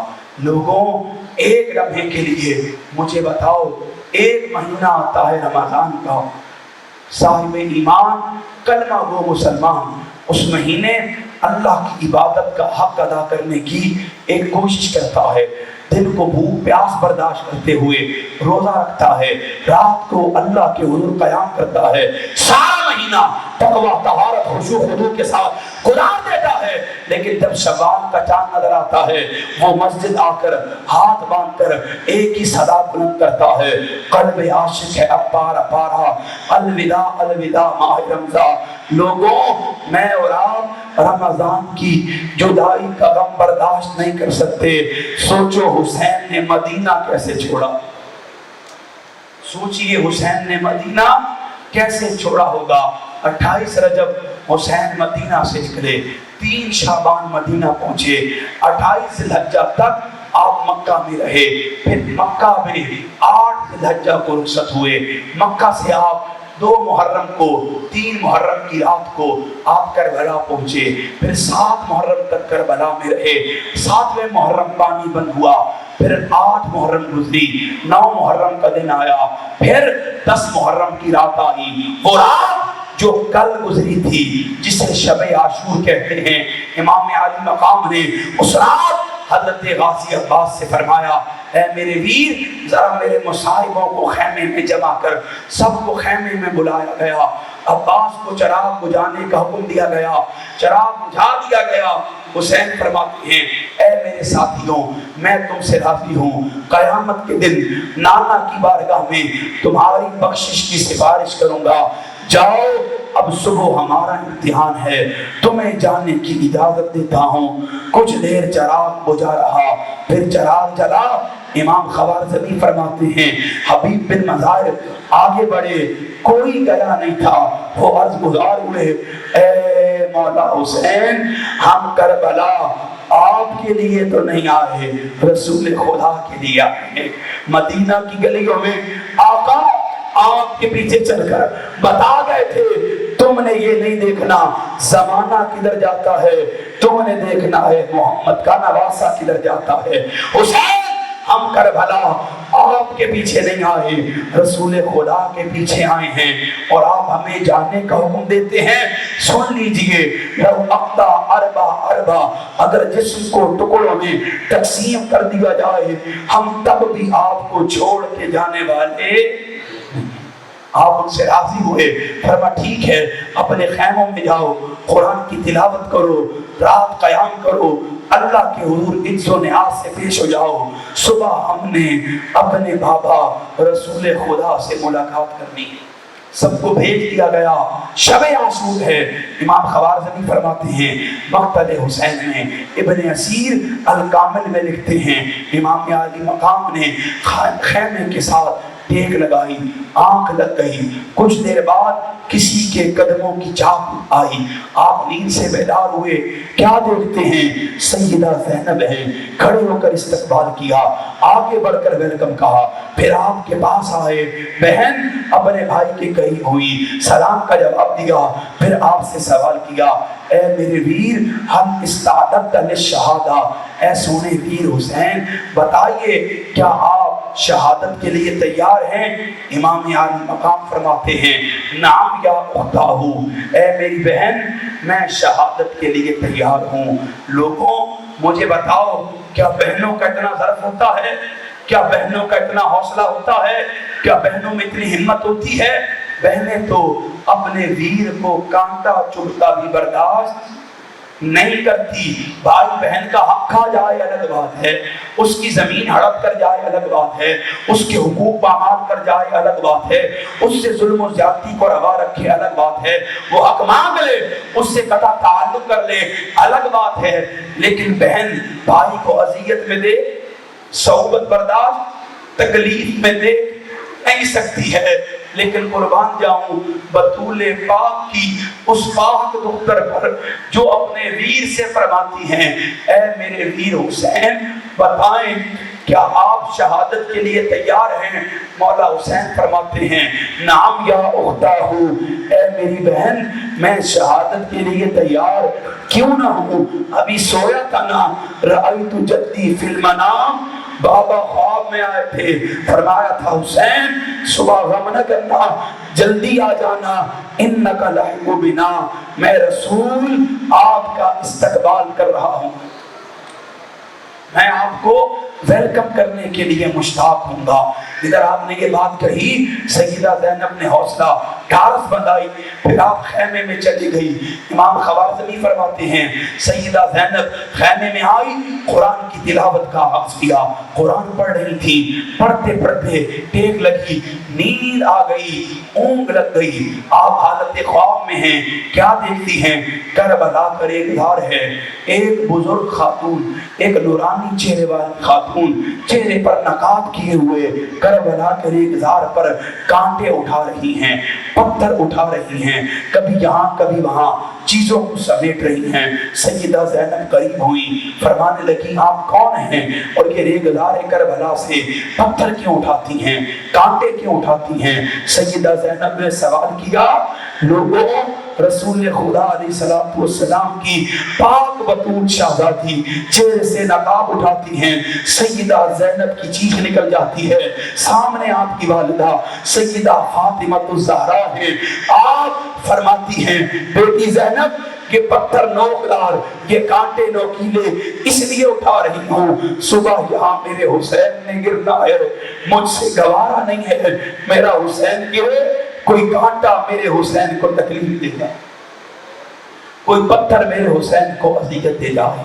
یہ جملہ سیدہ فاطمہ نے فرمایا، سیدہ زینب نیند سے بیدار ہوئی، لوگوں رات گزر گئی، اب تفصیل کا وقت نہیں ہے، صبح ہوئی، مصاحبان اہل بیت اپنا آپ قربان کرنے کے لیے خود کو پیش کرتے ہیں، جب سب راہ اجل کے مسافر ہو جاتے ہیں اپنا آپ اللہ کی اطاعت کے لیے اس کے رسول کے حضور قربان کر دیتے ہیں، پھر سب جب اپنا آپ قربان کر دیتے ہیں، سیدنا علی اکبر اپنا آپ قربان کر دیتے ہیں، اور محمد اپنا آپ قربان کر دیتے ہیں، اصغر اللہ کے حضور پیش کر دیے جاتے ہیں، قاسم ٹکڑوں میں تقسیم کر دیے جاتے ہیں، عباس فرات کنارے کٹے بازو پڑے ہیں، اب حسین کے دامن میں کوئی بھی باقی نہیں۔ وہ اکبر ایک بات کرتا ہوں جن کے بارے امام علی مقام فرماتے ہیں، جب امام علی اکبر نے جانے کی اجازت طلب کی تو امام حسین نے اجازت دے دی، آپ جا رہے تھے، حسین اللہ کی بارگاہ میں ہاتھ اٹھا کر التجا کرتے ہیں، مولا وہ تیرے حضور پیش کر رہا ہوں جو میرا اکبر ہے، اپنا اکبر تجھ اکبر پہ قربان کر رہا ہوں، مولا اسے تیرے حضور بھیج رہا ہوں جو خلق میں، خلق میں، صورت میں سب سے زیادہ تیرے رسول کے مشابہ ہے۔ لوگوں سنو، کسی نے کہا نا جس کا اکبر رسول جیسا ہو، کیا خبر وہ حسین کیا ہوگا۔ سامعین محتشم، امام علی اکبر جب اپنے گھوڑے سے نیچے آتے ہیں، تکبیر کی صدا بلند کرتے ہیں، جام شہادت نوش کرتے ہیں، حسین اکبر کا لاشا جب زمین پر آتا دیکھتے ہیں، آپ سوئے مقتل بڑھتے ہیں، تنہا حسین کا لاشا اٹھا کے لاتے ہیں۔ یہ ذہن میں رکھیے گا، آج کسی کا جوان دنیا سے چلا جائے، کسی کے بیٹے کو ناحق قتل کر دیا جائے، وہ باپ وہ ماں الگ غم میں ہوتی ہے، باپ اپنے رنگ میں، ماں اپنی اذیت میں ہوتی ہے، ان کی کیفیت کسی سے دیکھی نہیں جاتی۔ اگر باپ کو خبر نہ ہو، لوگ اسے براہ راست نہیں بتاتے کہ تیرا بیٹا قتل ہو گیا، لوگ بتاتے ہیں تیرے بیٹے پر قاتلانہ حملہ ہوا، ابھی ہسپتال ہے، زخمی ہوا ہے، طبیعت تھوڑی ناساز ہے، وہ اسے ہسپتال لے کے جاتے ہیں، آہستہ آہستہ ہمت بڑھاتے ہیں، حوصلہ بڑھاتے ہیں، ڈھارس بڑھاتے ہیں۔ جب وہ ہسپتال کے قریب ہوتا ہے نا، وہ کہتے ہیں جلدی کر، ڈاکٹر کہہ رہے ہیں وقت تھوڑا ہے، وہ حوصلہ کر کے ہمت کر کے بیٹے کے وجود کے قریب ہوتا ہے۔ لوگوں، باپ تو بیٹے کے جنازے سے پہلے اپنا جنازہ اٹھوا چکا ہوتا ہے، اپنی میت کا اہتمام کر چکا ہوتا ہے، اپنے آپ میں اپنی تدفین کروا چکا ہوتا ہے، لیکن قربان جاؤں وہ تنہا حسین تھے، کبھی کربلا کے ریگزار پہ قاسم کا ٹکڑوں میں بدن اٹھاتے تھے، کبھی عباس مراد کنارے کٹا لاتے تھے، کبھی اونو محمد کے بے گور و کفن لاشیں دیکھتے تھے، اور سب سے بڑھ کر خود اپنے اکبر کو کندھے پہ اٹھا کے سوئے مقتل کربلا سے لا کر خیموں کے قریب لاتے۔ لوگوں، حسین کے صبر اور ضبط کو کس طرح بیان کروں؟ پھر آپ کو معلوم ہے امام عالی مقام اللہ کے حضور اپنا آپ پیش کر چکے۔ جب آپ کو تیر اور برچیاں لگی، آپ اپنی سواری سے نیچے آئے، سر اللہ کے حضور جھکایا، شمر بن ذوالجوشن آگے بڑھا، فجلس علی صدری، وہ آپ کے سینے پر بیٹھ گیا، فنحرہ، اس نے آپ کو نہر کیا، ثم ذبحہ، پھر اس نے آپ کو ذبح کیا۔ پہلے اس نے آپ کے سینے پر بیٹھنا، پھر اس نے آپ کو نہر کیا، پھر اس نے آپ کو ذبح کیا۔ لوگوں، نہر طریقہ ذبح ہے لیکن اور انداز میں، ذبح یہ اور انداز ہے۔ نہر کیسے کرتے ہیں؟ اونٹ کی ایک ٹانگ باندھ دی جاتی ہے، پھر اس کے سینے اور گردن کے درمیان جسے لبا کہتے ہیں، یا تو دور سے نیزہ مارا جاتا ہے یا نوکدار خنجر اس کے لبا میں گھسا کر کبھی اوپر کیا جاتا ہے، کبھی نیچے کیا جاتا ہے۔ فنحرہ، وہ بدبخت آگے بڑھا، اس نے امام عالی مقام کو نہر کیا، اور نہر کا طریقہ کیا تھا؟ اس نے خنجر مولا حسین کی گردن میں گھسایا، پھر اسے اوپر نیچے ہلایا، اس پر اکتفا نہ ہوا، فذبحہ، پھر اس نے امام عالی مقام کو ذبح کیا، ایک جانب سے پکڑ لیا، چھری ایسی چلائی کہ آپ کا جسم اس نے تن سے جدا کر دیا۔ لوگوں، ریگزار کربلا ہے، حسین ابن علی ہیں، اللہ کے حضور محض التجا ہیں، مولا تیرا حکم یہ تھا من یطع الرسول فقط اطاع اللہ، جو تیری اطاعت کرنا چاہتا ہے اسے رسول کی اطاعت کرنی ہوگی، اور اطاعت یہ ہے اسے اپنی پسند کو، محبت کو، چاہت کو تیرے رسول کی محبت، پسند، چاہت پر قربان کرنا ہوگا۔ مولا دیکھ، ہم صاحب لائق اطاعت رسول ہوتے ہوئے بھی تیری اطاعت کو پانے کے لیے، تجھے راضی کرنے کے لیے، تیرے قریب آنے کے لیے اپنے دامن میں کچھ بھی باقی نہیں رکھتے۔ مولا دیکھ، اب حسین کے دامن میں اکبر بھی نہیں رہا، اصغر بھی نہیں رہا، اونو محمد بھی نہیں رہے، قاسم بھی نہیں رہا، عباس بھی نہیں رہا، اب لٹانے کے لیے کچھ نہیں۔ دیکھ، حسین اپنا آپ بھی تیری اطاعت کے لیے، تیرے مصطفیٰ کی محبت پر قربان کر رہا۔ لوگوں، حسین نے لائق اطاعت رسول ہوتے ہوئے اپنا آپ بھی قربان کر دیا، اور قربان کیسے کیا کہ پہلے آپ کو نہر کیا گیا، پھر آپ کو ذبح کیا گیا، پھر آپ کا سر تن سے جدا کر کے نو کے نیزہ پر سجا دیا گیا، اور جب سر نو کے نیزہ پر سجایا گیا نا، پھر آپ کے جسم پر گھوڑوں کو دوڑایا گیا، آپ کی پسلیوں کو آپس میں ملایا گیا، پھر خیموں کو جلایا گیا۔ جب رسول کریم کے گھر کی پاک خواتین طہارت و عصمت کا بحر کمال جب خیموں کے جلنے کے بعد خیموں سے باہر آئی، سیدہ زینب نے ریگزار کربلا میں اپنے گھر والوں کے، خاندان والوں کے، اہل بیت کے لاشیں ٹٹولنا شروع کیے۔ پھر کیا تھا، کبھی عباس کا ایک وجود دیکھا، کبھی قاسم ٹکڑوں میں تقسیم دیکھا، کبھی اون محمد میں گور و کفن دیکھے۔ پھر چلتے چلتے ایک لاشے کے قریب آئیں، 24 زخم تیروں کے تھے، پرچیوں کے کئی نشان تھے، لاتعداد نیزوں کے وار تھے، سر کاٹ دیا گیا تھا، نیزے پر سجا دیا گیا تھا، جسم کی پسلیوں کو آپس میں ملا دیا گیا تھا، اس پر گھوڑوں کو دوڑا دیا گیا تھا۔ جب آپ اس وجود کے قریب آئی، پھر آپ کی زبان نحیف ہوئی، آواز لاغر ہوئی، بیٹھ کر کہنے لگی، انت حسین، کیا آپ میرے بھائی حسین ہیں؟ انت ابن ام فاطمہ تھا، کیا آپ میری ماں فاطمہ کے بیٹے ہیں؟ آپ کی چیخ نکلی، یا ہلالا ما تما ویا صدر قد امیل بالسیف، اے وہ چاند جسے مکمل ہونے سے پہلے کاٹ دیا گیا، اے وہ سینہ جسے ٹکڑوں میں تقسیم کر دیا گیا۔ یہی حال ہے لوگوں۔ ایک حدیث کا رب دیتا ہوں، سیدہ ام سلمہ مسند احمد کی روایت ہے، آپ حالت نیند میں ہیں، ایک دم خواب دیکھتی ہیں، حضور پراگندہ حالت میں تشریف لاتے ہیں، داڑھی پر گھرد ہٹی ہے، جسم سفری لباس بنا ہوا ہے۔ آقا کریم کی یہ حالت دیکھ کر ام سلمہ عرض کرتی ہیں، آقا کیا ہوا؟ حضور فرماتے ہیں، ام سلمہ کربلا سے آ رہا ہوں، میری امت نے میرے حسین کو شہید کر دیا۔ آپ چیخ مار کر نیند سے بیدار ہوتی ہیں، پلٹ کر اس شیشی کی طرف دوڑتی ہیں، جب اسے ہاتھ میں اٹھا کر دیکھتی ہیں، شیشی میں مٹی خون سے بدل چکی ہوتی ہے۔ آپ اعلان کرتی ہیں، لوگوں سن لو، کربلا میں حسین شہید ہو گئے۔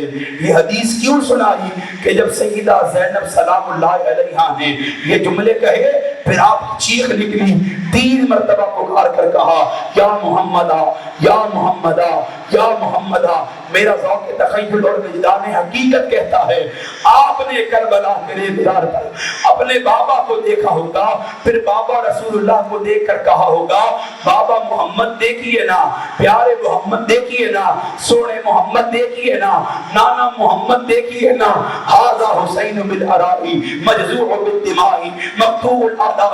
بابا یہ آپ کا حسین ہے جسے اپنے کندھوں پہ جھولا جھلایا کرتے تھے، جسے اپنی پشت پہ بٹھایا کرتے تھے، جسے اپنی گود میں سلایا کرتے تھے، جس کی زبان سے زبان ملایا کرتے تھے، جس کے پیچھے مدینہ کی گلیوں میں جایا کرتے تھے، بابا جس کے بدن پر دھوپ بھی برداشت نہیں کرتے تھے، ھذا حسین بالعرائی۔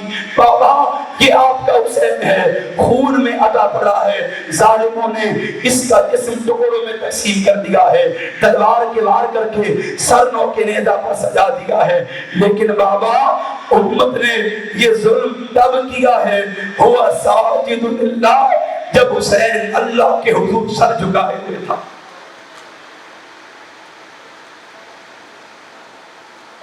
جب حسین اللہ کے حضور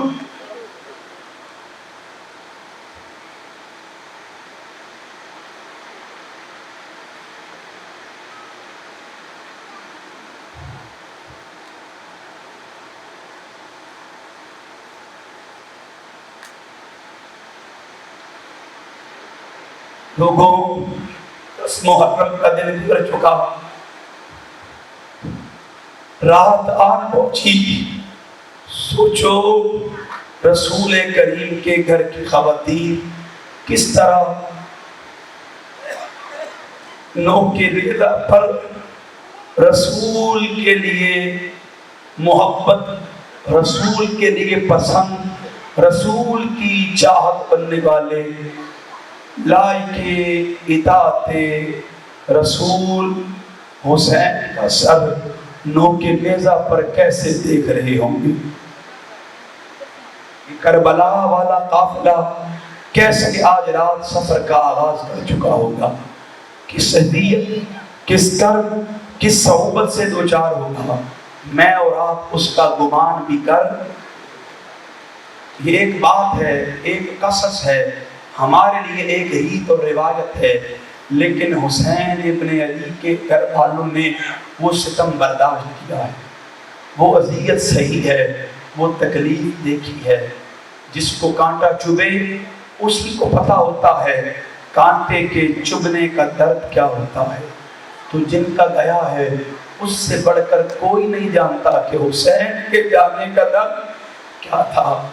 लोगों, हुसैन इब्ने अली का सर अब करबला से कूफा पहुंचा दिया गया है। सफरनामा नहीं सुनाता, ये इस बाब की आखिरी हदीस सुना रहा हूँ। आज बाज़ लोग करबला को तारीखी वाक़या बताकर सरफ़े नज़र कर जाते हैं। ये सही बुखारी की हदीस है, 3748 नंबर सही बुखारी की हदीस।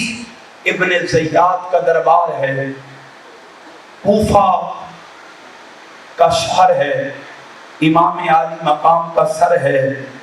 ये मंजर देखिएगा, ऐसे दश्त में हुसैन इब्ने अली का सर इब्न ज़ियाद के सामने लाया गया है। वो सर खून से अटा पड़ा है। जब सर दश्त में उसके सामने लाकर रखा गया तो वो ऊपर तख्त पर बैठा था, मौला हुसैन का सर नीचे रखा गया। उसने तख्त पर बैठे बैठे मौला हुसैन के लबों पर छड़ियां बरसाना शुरू कर दी। वो लब जिसे मेरे और आपके रसूल चूमा करते थे, चूसा करते थे, जिन्हें अपना आप चुसवाया करते थे, वो लब थे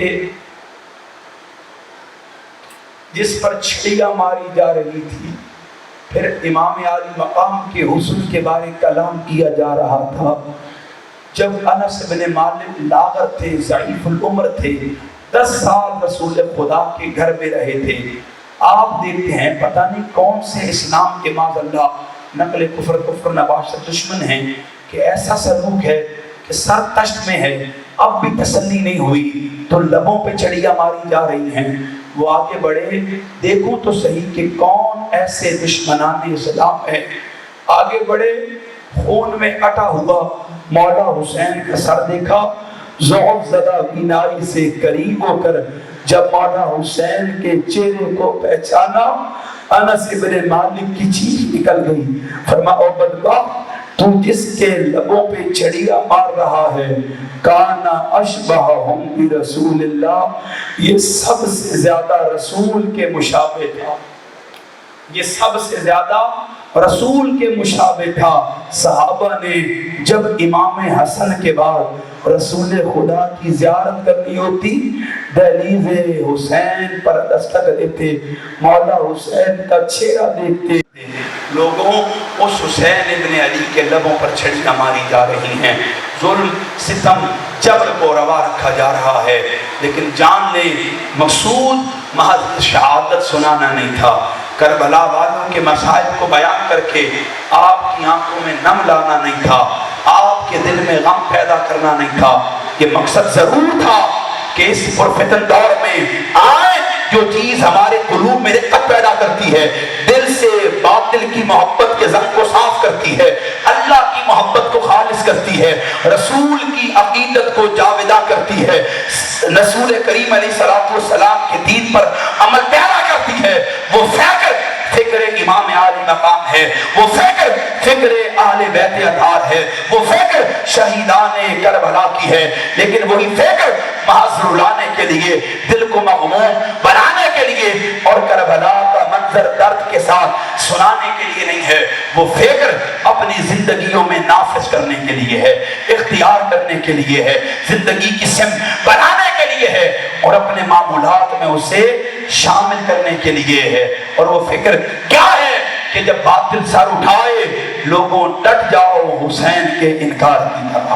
वो हुसैन जिन्होंने बकाए दीन के लिए, इहयाए दीन के लिए, इक़दारे रिवायाते दीन के लिए अपना सब कुछ कुर्बान कर दिया, जो लाइके इताअते रसूल थे, लाइके इताअते रसूल होते हुए اپنا سب لٹا کر دنیا والوں کو بتا دیا کہ جان لو کربلا یہ ہے کہ جب دین محمد مصطفیٰ پر بات آئے، اقدار و روایات دین پر بات آئے، پھر اپنا سب کچھ لٹا دیا جائے، دین محمد کو بچا لیا جائے، دین محمد کو بچا لیا جائے۔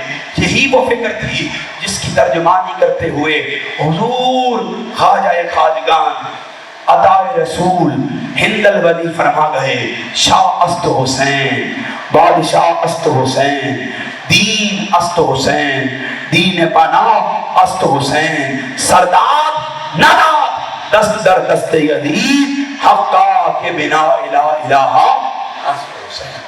سامعین محتشم، وہ امام عالی مقام جنہوں نے بقائے دین کے لیے اپنا سب لٹا دیا تھا، وہ یہ فکر ہم میں منتقل کرنا چاہتے تھے کہ اے میرے محبوب رسول کی امت، میرے آقا نعمت کی امت، میرے بابا کی امت، میرے رسول کی امت، تم پر لازم یہ ہے دین کے معیارات و معاملات پر کبھی کمپرومائز، اف اینڈ بٹ اور سمجھوتا نہیں کرنا، دین پر کبھی بھی سمجھوتا، جب دین کی بات آئے اپنا آپ لٹا دینا ہے، اور دین کو اور حسین کی فکر کا مقصد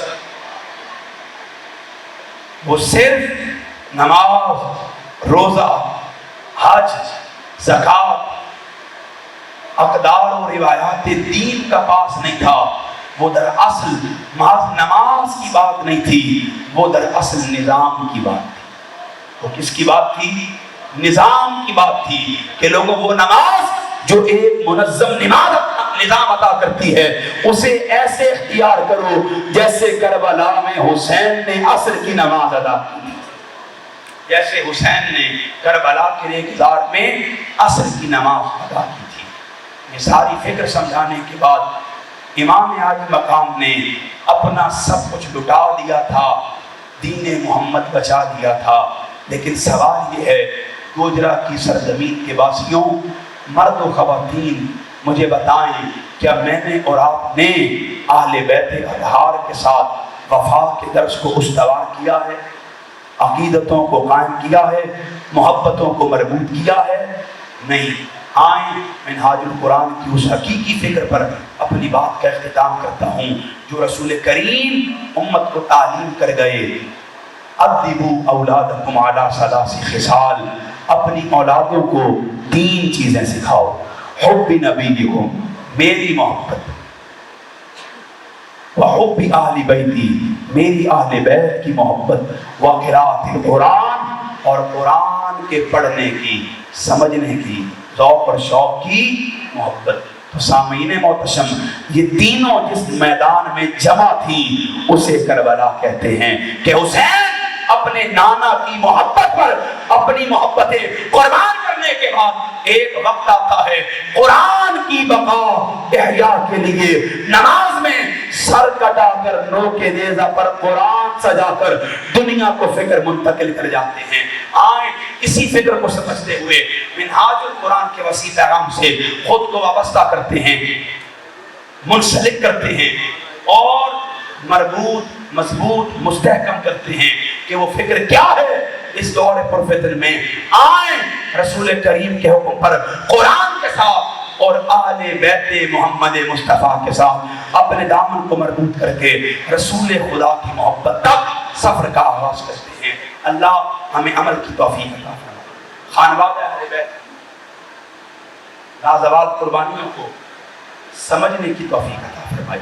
ابھی ساتھ ساتھ لنگر تقسیم ہوگا، جتنے احباب یہاں بیٹھے ہیں انہوں نے ضبط کے ساتھ بیٹھے رہنا ہے، خاموشی کے ساتھ بیٹھے رہنا ہے اور ترتیب نظم کی توڑنی، اس لیے آپ بیٹھے رہیں۔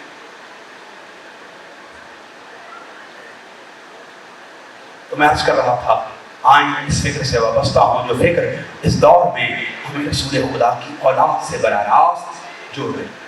اچھا ایک بات میں آخر میں خطاب کے اختتام پہ کر دوں، یہ ذہن میں رکھیے گا، میں عقیدت میں ملاوٹ کا قائل ہونے لگا، آپ کو بھی ایسا ہونا نہیں چاہیے۔ جب اہل بیت کی بات آئے تو خالص اہل بیت کی بات آئے، پھر یہ ڈر نہ لگے کہ اگر میں نے اتنا ذکر کر دیا تو کوئی کہے گا کہ یہ تو کسی اور فکر کا امین تھا، یہ کسی اور سوچ کا ترجمان تھا۔ نہیں، اگر آپ یہ خیال کرتے ہیں اہل بیت کی بات ہو، آپ کے دل میں یہ سوال آئے اور کسی کی بات کیوں نہیں ہوتی، یہ منافقت ہے۔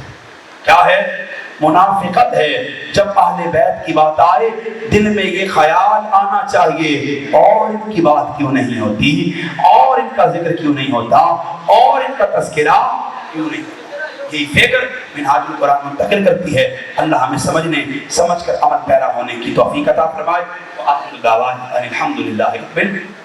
اہم کردار ہے، ان کی محنت ہے، شبانہ روز کاوش ہے، آپ تک دعوتی پیغام ہے، اور جملہ آباد کو اس میں شامل کرنے کے لیے خصوصی کوشش ہے۔ تو میں دعا کرتا ہوں کہ مولا ان جوانوں کی مساعی کو اپنی بارگاہ میں علم میں حلم میں مزید برکت عطا فرمائے۔ الحمدللہ رب العالمین والعاقبۃ للمتقین والصلاۃ والسلام علی اشرف الانبیاء والمرسلین وعلی آلہ الطیبین واصحابہ الطاہرین رب اغفر وارحم انت خیر الراحمین۔ لا الہ الا انت سبحانک انی کنت من الظالمین۔ باری تعالیٰ عوام محبت دور نزدیک سے آئے، ان کا آنا بیٹھنا سن کر عمل کا ارادہ کرنا اپنی بارگاہ میں قبول فرما۔ قدم در قدم خیرات برکات صدقات عطا فرما۔ ان کی مشکلات کو، تکالیف کو، مسائل کو اپنی بارگاہ میں قبول فرما۔ بالخصوص تحریک منہاج القرآن جو مدر باڈی ہے باری تعالیٰ، اس کے ذیلی جتنے فورمز ہیں، جتنے احباب نے اس نشست کو، اس ذکر کی محفل کو، اس کانفرنس کو کامیاب بنانے میں دام دل میں سکھ نے اپنا کردار پیش کیا مولا، تو ان کے ناموں کو، کاموں کو خوب جانتا ہے۔ ان کی توفیقات میں اضافہ فرما، ان کی کوششوں کو اپنی بارگاہ میں قبول فرما، علم میں، حلم میں، عمل میں مزید توفیقات میں برکت فرما۔ تیری بارگاہ میں التجا کرتے مولا، یہ فرما مائیں بہنیں تشریف لائیں، ان کی فتحوں کی حفاظت فرما، انہیں سیدہ زینب کی سیرت کا امین بنا، انہیں بطول پاک سیدہ فاطمہ الزہرا سلام اللہ علیہا کے نقش قدم پر چلنے کی توفیق عطا فرما۔ جتنے بزرگ و جوان بیٹھے ہیں مولا، انہیں امام عالی مقام کی سیرت کو اپنے لیے نمونہ کمال بنانے کی توفیق عطا فرما، راہ قدم نقوش کے تلاش کرنے کی توفیق عطا فرما۔ ان کی زندگیوں میں امام عالی مقام کی محبت، ان سے ادب، ان کے تعلق کو مربوط قائم پردان فرما۔ باری تعالیٰ تیری بارگاہ میں التجا کرتا ہوں، یہ 10 محرم کا دن گزر چکا، یہ مشکل گھڑیاں ہیں، ابتلا و آزمائش کی عجیب گھڑیاں ہیں، تیری بارگاہ میں ان گھڑیوں کا واسطہ و وسیلہ پیش کر کے التجا کرتے ہیں۔ جو بیمار ہیں انہیں صحت عطا فرما، جو پریشان ہیں انہیں پریشانیوں سے نجات عطا فرما، جو مشکل میں مشکلات سے خلاصی عطا فرما، جو تندرست ہیں انہیں تندرستی سے نجات عطا فرما۔ باری تعالیٰ تیری بارگاہ میں التجا کرتے ہیں، عبدالرؤوف صاحب بے اولاد ہیں، کرم فرما، اولاد نرینہ کی نعمت سے مالا مال فرما۔ باری تعالیٰ منہاج القرآن میں ملی کی باجی صلی اللہ علیہ وسلم ہیں، ان کی والدہ بیمار ہیں، دعا کرتے ہیں بیمار کربلا کا واسطہ انہیں صحت عطا فرما۔ مرزا محمد سلیمان صاحب کی والدہ بیمار ہیں، انہیں صحت عطا فرما۔ جملہ عوام جو ہاتھ اٹھائے بیٹھے ہیں ان کے والدین کے لیے دعا کرتے مولا، جس کسی کے والدین بیمار ہیں انہیں شفائے کاملہ عاجلہ مستقلہ مستمرہ عطا فرما۔ جن کے والدین دنیا سے رخصت ہو گئے ان کی کامل بخشش فرما، ان کی مغفرت فرما، ان کے درجات کو بلند فرما، ان میں مقام اعلیٰ عطا فرما۔ بھائی تعالیٰ میرے شیخ سیدی شیخ الاسلام کو عمر دراز عطا فرما، آپ کا سایہ تا دیر ہمارے سر پر قائم دائم فرما۔ یہ سادات دور نزدیک سے آئے، ان کے ساتھ تعلق محبت و محبت کو استوار کرنے کی توفیق عطا فرما۔ یہ علماء ان سے زانو تلمس طے کرنے کی توفیق عطا فرما۔ تیرے حضور التجا کرتے مولا، جتنے احباب بیٹھے ہیں سب کی نیک جائز حاجات کو پورا فرما۔ الہی بحق بنی فاطمہ کہ بر قول ایمان کنی خاتمہ، اگر دعوت برد کنی ور قبول منو دستو دامان آل رسول۔ مولا تیرے حضور التجا کرتے ہیں، بہت سی دعاؤں کے لیے کہا گیا، میں نام یاد نہ رکھ سکا، تیری بارگاہ میں التجا ہے مولا، جتنے احباب نے دعاؤں کے لیے کہا ہے ان سب کی دعاؤں کو اپنی بارگاہ میں قبول فرما، ان سب کی حاجات کو اپنی بارگاہ میں قبول فرما، ان سب کی خواہشات کو اپنی بارگاہ میں قبول فرما۔ باری تعالیٰ ملک پاکستان کی خیر فرما، عالم اسلام کا بول بالا فرما، کفر و یہود و ہنود کو نیست و نابود فرما۔